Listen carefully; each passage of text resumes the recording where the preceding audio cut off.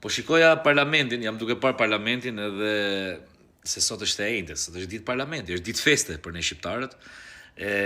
Po shikoja normalisht këto debatet e përhershme mes opozitës dhe mazhorancës, këto sharjet e këto ofendime dhe këto s'diskutohet, tash nuk bëjmë dot pa to, po shikoj që për shkak kur çohen këto të opozitës, vendi ka shumë probleme, në fakt ka shumë probleme ky vend, e kupton, mos t'i hyjmë t'i numërojmë se janë pafund probleme.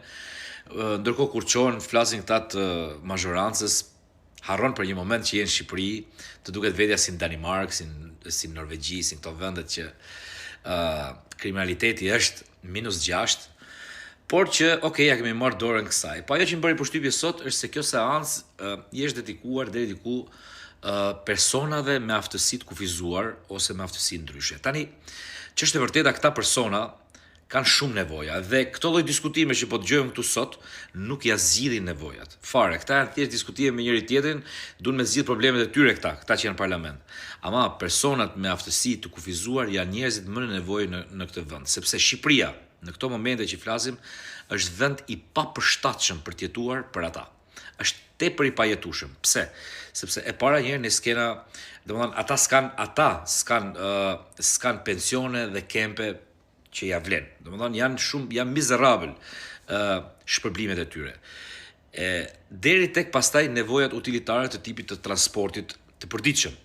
Ne s'kemi as trena, s'kemi as tramvaj, s'kemi as metro, larg qoftë tramvaj e metro, larg qoftë se do hyjmë në Europë vëlla.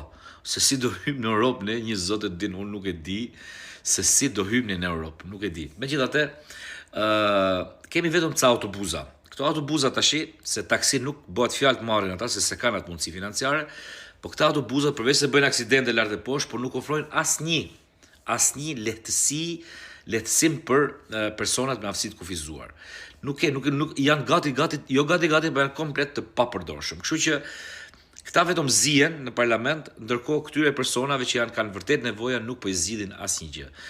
Ne në fiks fare kemi trajtuar shumë shpesh problemet e personave me aftësi të kufizuar apo me aftësi ndryshe dhe vërtet janë persona që kanë nevoja pafund. Tani, nëse neve duam të hyjmë në Europë, duhet kujdesemi edhe për këtë shtresën. Madje për këtë shtresë Europa kujdeset pafund. Pra ka gjetë mënyrën me ja lehtësu jetën në maksimum. Kurse ne çfarë bëjmë? Ne bëjmë të kundërtën. Ne po ja vështirësojmë akoma dhe më tepër.